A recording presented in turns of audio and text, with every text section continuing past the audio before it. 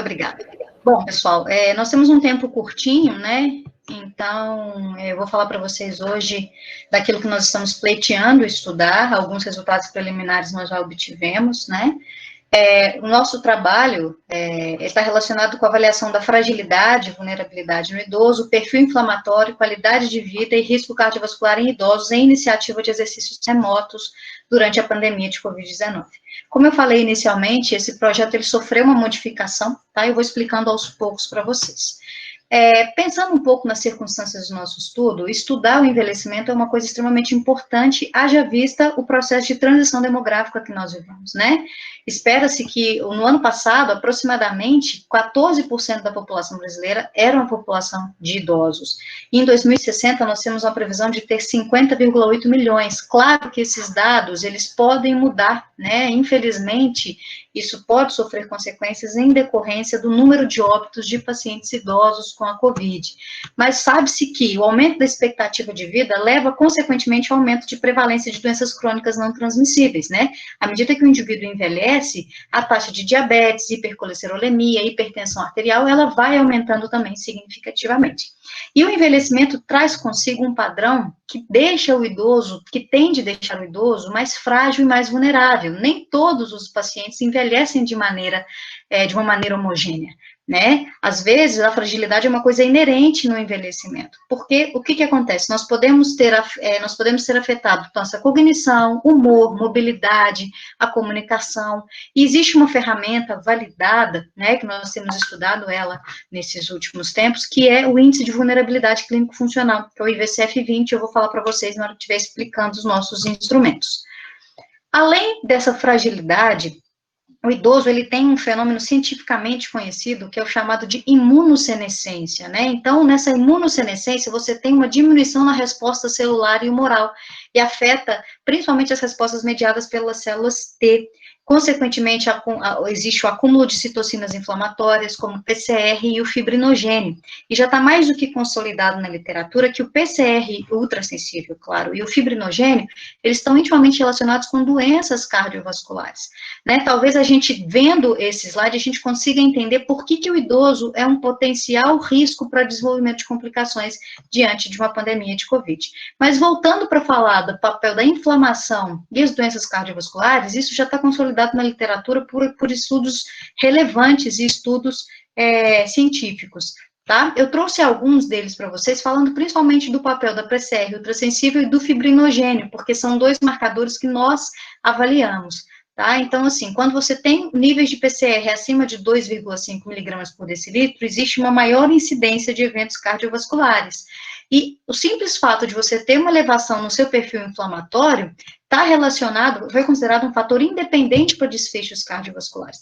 Então, isso aí já mostra para a gente, talvez, o porquê que o idoso também ele sofre as complicações de doenças inflamatórias, como é a Covid-19. E no final do ano passado, né, nós tivemos, no final de 2019, desculpa, ainda estou com a cabeça meio em 2020. No final de 2019, nós tivemos aí, vamos dizer assim, um grande divisor de águas, né, em vários aspectos, aspectos humanos, aspectos científicos, que foi a emergência, né, a iminência aí dos casos da nova síndrome respiratória aguda grave, causada aí pelo Covid-19. É uma doença que ainda existe muito a se estudar sobre ela, principalmente sobre as complicações, mas sabe-se que já tem uma elevada taxa de morbimortalidade, e os idosos, de acordo com a OMS, eles são considerados os principais grupos de risco, né, não só de acordo com a OMS, mas de acordo com a ciência. A gente vai entender o perfil, o papel da inflamação nessa morbimortalidade. E a principal recomendação, né, claro que hoje nós temos aí a iminência de vacinas, mas a principal recomendação da OMS até o momento é o isolamento social. Só que esse isolamento social, ele traz um impacto muito negativo na vida do idoso, né? Ele traz um impacto tanto em nível de mobilidade, tanto em nível de cognição, tanto em nível de humor, né? Então, a gente percebe que as consequências da Covid não são só consequências, vamos dizer assim, patológicas no sentido, deixa eu usar uma expressão mais clara, não só no sentido orgânico, né, mas isso pode afetar aí também o sentido psíquico, né, o sentido de cognição desse idoso. Sabe-se, né, já é bem consolidado na literatura, que o exercício físico é uma terapia não medicamentosa importantíssima para as doenças cardiovasculares, porque ele entra diminuindo os fatores de risco, como peso, pressão arterial, nível de lipídios, ele muda os parâmetros hemodinâmicos, ele auxilia lá na complacência vascular, ele diminui o estresse oxidativo, e talvez uma coisa extremamente importante neste momento em que nós estamos vivendo, ele reduz a inflamação. Né? Então, né, claro que é uma pincelada para vocês aqui, como que a inflamação, ela atua, né?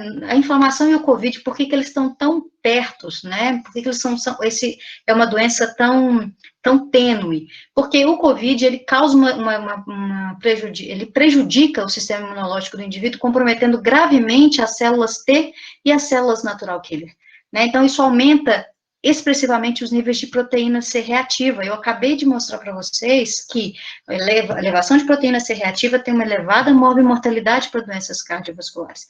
Além de aumentar os níveis de PCR, eles aumentam também as citocinas pró-inflamatórias. Então, tudo aquilo que o idoso já tem um fator de risco basal, a doença, ela promove ainda mais, né?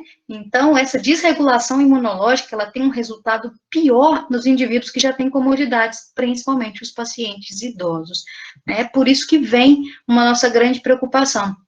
Como deixar esses indivíduos sem uma atividade física, né? Porque o projeto inicialmente, para quem não me conhece, para quem não viu a qualificação, o projeto inicialmente ele tinha a intenção de avaliar o efeito do exercício físico, um programa de exercício físico adaptado na resposta imunológica, no perfil inflamatório e risco cardiovascular, mas isso teve que ser interrompido com a pandemia. As atividades físicas presenciais, elas tiveram que ser interrompidas. Então, mediante a isso, nós tivemos que reinventar, né? Porque nós não podemos simplesmente anular o papel do exercício, principalmente nesse momento. Então, nós tivemos que nos reinventar, e os objetivos agora, claro que isso ainda pode sofrer modificações, a princípio, elaborar um protocolo de prática de exercício físico remoto, avaliar o perfil inflamatório e o risco cardiovascular de idosos previamente a esse programa, avaliar as mudanças na prática de exercício físico no período antes e durante o isolamento social e ver o efeito desse programa de exercício físico remoto sobre a fragilidade e a qualidade de vida nesses idosos. Então, nós estamos fazendo um estudo experimental, onde tem uma relação causa-efeito, né? Então, nós temos um pré-teste, alguns pré-testes, vocês vão perceber que eles foram coletados antes do período pandêmico. Nós temos uma intervenção que, a princípio, era uma intervenção presencial e se tornou uma intervenção remota, e nós vamos ter os pós-testes daquelas variáveis que a gente pode coletar de maneira remota, de maneira a não gerar nenhum dano para o nosso paciente, tá? A duração total é esperada que seja de 2 anos, né? Esperamos que a gente possa concluir esse ano. Então, pensando na avaliação prévia ao isolamento social, nós fomos analisados dados antes, né? A gente conseguiu analisar a qualidade de vida, o índice de vulnerabilidade e fragilidade, que é o IVCF-20, a avaliação do nível de prática de exercícios físicos, o perfil inflamatório, o score de risco cardiovascular. A avaliação que está sendo feita agora, durante esse período de isolamento, ou seja, durante o período de protocolo de exercício remoto, é a qualidade de vida, o IVCF-20 e a avaliação do nível de prática de exercícios físicos. Por quê? Por que a gente não dosa, de novo, o perfil inflamatório? Por que a gente não dosa aí a PCR, o fibrinogênio, não calcula o risco cardiovascular? Nós vamos ter muitos vieses, né? Primeiramente, eu não vou ter como diferenciar naqueles meus indivíduos idosos, além de ter perda amostral, nós já sabemos que nós já perdemos alguns pacientes pela COVID nesse período, além da perda amostral, nós não vamos ter como diferenciar quem teve de quem não teve. Né? Ainda é inviável financeiramente nós testarmos toda a amostra para saber quem teve e quem não teve, para colocar isso como critério de exclusão. Então, em conversa com o professor Stélio, nós optamos por ver o perfil inflamatório antes, né, deles fazerem esse esse protocolo de exercício remoto. Então, o nosso universo são idosos de ambos os sexos, tá? Eles eram atendidos nas unidades básicas de saúde, e nós fizemos um grupo experimental, e agora não vai mais existir o grupo controle. Esses indivíduos, eles foram convidados por meio de panfletos, palestras explicativas, tudo isso antes da pandemia, tá? Como critério de inclusão, ambos os sexos, idade entre 60 e 85 anos, residentes no município de São João del Rei, vindos de um programa de saúde da família. Como critério de exclusão, nós tínhamos estabelecidos aqueles pacientes que não tivessem liberação médica, que tivessem doenças cardiovasculares, respiratórias, que limitem a prática de exercício físico, que não concordem em assinar o termo de consentimento livre esclarecido, e agora nós acrescentamos vamos dizer assim, um novo critério de exclusão é aqueles participantes que não tiverem acesso remoto, né? Porque para que nós possamos continuar avaliando essas variáveis, eles precisam realizar o exercício físico remotamente. Eu vou explicar como que isso tem feito. Então, na nossa avaliação diagnóstica, a qualidade de vida ela é feita por meio do Recall Brief, né? Com 26 questões, 2 questões gerais de qualidade de vida e outras 24 abordando mobilidade, autoestima, relações pessoais, recursos financeiros. Então, essa ilustração aqui mostra para a gente que foi coletado antes do isolamento, né, de maneira presencial, através das nossas parcerias, e agora, durante o isolamento, nós estamos coletando esses dados de maneira remota, tá? Então, aqui só mostrando o questionário de qualidade de vida, o indivíduo ele vai recebendo uma pontuação, e no final a gente consegue calcular. O índice de vulnerabilidade e fragilidade clínico-funcional é um instrumento realizado pelo professor Edgar, que é um professor da Universidade Federal de Minas Gerais, onde avalia o grau, né, o risco que o paciente tem de ser frágil ou não. Então, avalia tanto o campo aqui, ó, avalia a parte também cognitiva, a parte de humor, a parte de comportamento, a parte de mobilidade, a parte de comunicação, tá? Então, esse aqui é o questionário, né, o paciente, ele é fácil de ser respondido pelo paciente, a gente pergunta qual idade, qual que é a autopercepção da saúde, né, como que tá o humor, tem a parte de mobilidade aqui, a gente sempre pergunta, você tem dificuldade de caminhar? Tem uma variável aqui, que é a avaliação do IMC, que é um pouco complicado, e a avaliação do perímetro da panturrilha, né, porque isso tem que ser feito por um profissional, ou seja, de maneira presencial, e a gente não consegue, a gente perderia ponto nisso. Mas a gente tem assim, você tem alguma das 4 condições abaixo relacionadas, então, se a gente não consegue avaliar a circunferência da panturrilha, a gente avalia pelo MC, a gente avalia pela perda de peso e o tempo gasto para andar mais ou menos 4 metros. Bom, então a gente sempre tenta fazer de maneira explicativa, foi coletado antes do isolamento, e está sendo coletado agora durante esse período de isolamento. O nível de exercício físico foi um questionário validado, tá? Avalia o nível de exercício físico antes e durante o isolamento social, avalia a questão socioeconômica também, o nível de exercício, como é que esse paciente está sofrendo, qual que é o impacto do isolamento social. O perfil inflamatório heterogêneo, esse dado, ele foi coletado, né, antes do isolamento, avaliamos aí por meio de 4 ml de sangue venoso, com jejum mais ou menos de 8 horas, com abstenção de atividade física, então nós dosamos PCR ultrassensível, fibrinogênio, perfil lipídico, como colesterol total e frações, e glicemia de jejum. Por que nós dosamos estes marcadores? Porque estes marcadores que estão relacionados com os scores de risco. Eu vou explicar um pouquinho mais adiante. Um score de risco que nós utilizamos é o score de risco de Reynolds, que é um dos únicos que leva em relação ao perfil inflamatório, então ele leva em relação o valor sérico de proteína C reativa ultrassensível e prevê a chance do indivíduo ter uma morte prematura por doença cardiovascular. Em 10 anos, esse indivíduo pode ter eventos cérebro-cardiovasculares, chance de revascularização ou chance de infarto agudo do miocárdio. Então, existe a gente digita na internet mesmo, né, uma calculadora de risco, e nós vamos colocando o gênero, né, a idade, se fuma, se não fuma, e os valores, como eu expliquei para vocês, tá? Lembrando que esses dados de pressão arterial, nós tínhamos previamente ao isolamento, porque nós coletamos, fizemos uma anamnese e um exame físico nesses pacientes. Bom, e como que se dá a intervenção neste momento? Né? Neste momento foi criado pela professora Andréia um programa de exercício adaptado remoto, tá? Os vídeos, eles são com curta duração, eles têm 20 minutos, e nesses 20 minutos intercala exercícios aeróbios e anaeróbios, como alongamentos, além de estímulos motivacionais, incentivando o participante a realizar a atividade por 1 hora, ou seja, por 60 minutos. Nós não fizemos vídeos de 60 minutos, até porque são vídeos pesados e longos, e o indivíduo ele tem uma certa dificuldade de assistir. Então, a gente mostra os exercícios em 20 minutos e ele repete aquela série ali 3 vezes, totalizando 60 minutos, e ele faz 3 vezes por semana. Esses treinos, eles são gravados, eles são disponibilizados semanalmente por meio de plataformas virtuais que o paciente tem acesso, principalmente o WhatsApp. Tá bom? Então, esse é o protocolo de exercício, ele foi instituído, né, de junho a dezembro, porque no período aí de março, quando declarou, né, quando começou a pandemia, nós tivemos que nos reinventar e pensar o que seria feito. Então, nós ficamos de março a junho elaborando esse programa de exercício físico remoto, tá? Então, a parte de estatística descritiva, a parte de estatística inferencial, eu não vou entrar em detalhe com vocês, certo? E então eu trago para vocês alguns resultados preliminares, né? Eu tenho resultado para vocês do perfil inflamatório e do risco cardiovascular já avaliado, né? Isso aí, inclusive, faz parte de um artigo que nós estamos submetendo na Revista Espanhola de Cardiologia, só está precisando de alguns ajustes para a gente finalizar, tá bom? Então, pensando nos objetivos do estudo, o que a gente já consegue responder até este momento? Então, a gente já consegue avaliar o perfil inflamatório e o risco cardiovascular desses idosos, e a gente já consegue avaliar as mudanças na prática de exercício físico no período antes e durante o isolamento social.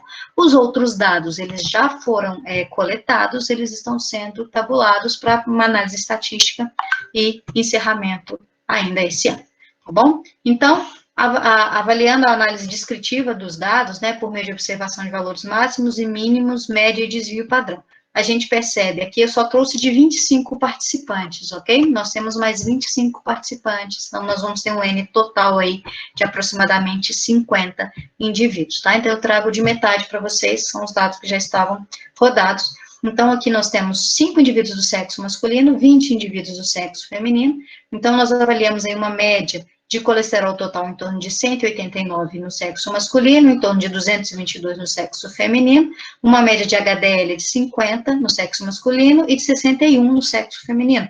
Por aqui, tá excelente, né? Então, vamos comparar o restante. Então, quando a gente avalia o perfil inflamatório, quando a gente avalia os níveis de PCR e de fibrinogênio, a média de PCR no sexo masculino foi de 4,3, né? A literatura recomenda, mostra para a gente que valores acima de 2,5 já tem uma chance grande de você ter doenças cardiovasculares. Mas olha só, nós tivemos valor máximo aí de 8,25. No caso do sexo feminino, o valor médio da PCR ultrassensível tem em torno de 3,85, ou seja, só avaliando essa variável a gente já consegue perceber que esses idosos têm uma atividade inflamatória mais intensa, né? Que tem uma chance maior desenvolver eventos cardio e cerebrovasculares. Avaliando os valores de fibrinogênio, nós temos uma média de 291 no sexo masculino e 333 no sexo feminino. Ok, nós estamos avaliando isoladamente, mas e quando a gente calcula o risco cardiovascular? Nesse estudo, nós calculamos o risco cardiovascular por meio de duas calculadoras. Uma que é o score de risco de Reynolds, que leva em consideração os valores inflamatórios, e o outro que é uma ferramenta utilizada pela Sociedade Brasileira de Cardiologia, que é o score de risco global, né? O score de risco global leva em relação pressão arterial, HDL, colesterol total, se o paciente fuma, se não fuma, se é diabético, se não é diabético. Então, nós colocamos todas as variáveis dos indivíduos para calcular o score de risco global. Então, o score de risco de Reynolds no sexo masculino está em torno de 28%, e o score de risco global está em torno de 24%. No sexo, ou seja, a gente percebe que existe uma similaridade, né? No sexo feminino, o score de Reynolds 19%, o score de risco global de 21,1%. Perdão, desculpa. Tá? Então, isso aqui implica para a gente que a média de mortalidade em 10 anos, né, com esse valor, isso aqui não quer dizer porcentagem, desculpa, viu, gente, eu me expressei mal. Isso aqui foi o valor que eles tiveram de pontuação. Essa pontuação, quando a gente joga numa tabela, ela corresponde à chance de mortalidade de 30%, né? Ou seja, similar ao score de risco de Reynolds. Quando a gente avalia a pontuação do sexo feminino, isso vai para aproximadamente 29% de chance de mortalidade, né? Então, a gente consegue perceber que esses indivíduos, eles se beneficiariam muito de um programa de exercício físico, né? Porque eles já têm um risco cardiovascular inerente, iminente, certo? Quando a gente avaliou o nível de atividade física, a gente consegue perceber que o número de indivíduos sedentários, né? Isso aqui também é um valor, não é em porcentagem, ele aumentou expressivamente, né? E o número de indivíduos ativos, ele diminuiu expressivamente também. Ou seja, além do idoso ele ter um risco maior de desenvolver doenças cardiovasculares, a pandemia trouxe para ele o aumento no número de sedentarismo e diminuição do nível de prática de exercício físico, tá? Então, isso mostra para a gente o quê? Que é uma população que merece ser melhor estudada, é uma população que merece com que sejam feitas intervenções, né? Nós temos que nos reinventar nesse momento. Então, neste momento, o que nos é possível fazer?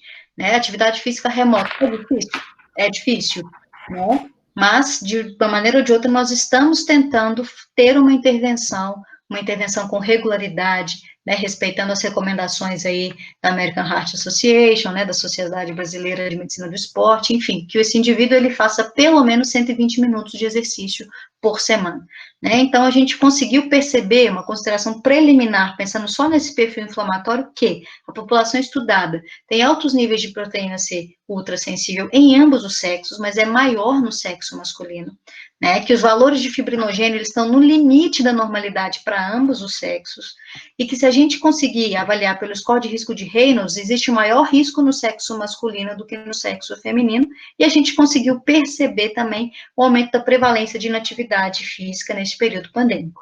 Eu faço uma pergunta quando a gente avalia esses dados. Isso eram dados que os pacientes, eles tinham mobilidade, eles tinham liberdade. Esses idosos, agora, eles estão em casa, né? Claro que, assim, espera-se que isso esteja acontecendo, né? Esses idosos, eles estão em casa, eles estão sedentários, eles estão comendo mais. Então, se a gente dosasse todos esses marcadores de novo, tenho certeza que isso seria muito pior do que a gente viu, né? Então, a gente conseguiria avaliar o efeito negativo da pandemia nesse perfil, nesse risco desses pacientes, né? Por que nós não vamos fazer? É uma coisa até a se pensar, mas por que nós não vamos fazer? Pela dificuldade em triar quem teve e quem não teve Covid, né? Então, é muito difícil, porque uma vez que o paciente tem a doença, ele pode ter um status inflamatório elevado, e esse status inflamatório elevado foi decorrente da infecção, né? E não de um estilo de vida. Então, a gente teria um viés epidemiológico aí muito importante, o que prejudicaria a qualidade da pesquisa, tá?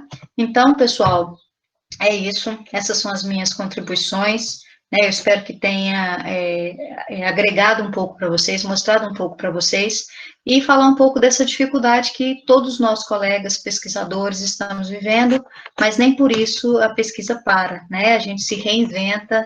Eu brinco que o bichinho da pesquisa, ele vai cutucando a gente cada vez mais, né? Dentro de uma UTI Covid, eu fico pensando, o que a gente pode fazer quando esses pacientes saírem daqui, né? Então, apesar da exaustão profissional, a gente não quer parar, tá bom? Então, eu agradeço aí a atenção de todos vocês. Muito obrigada.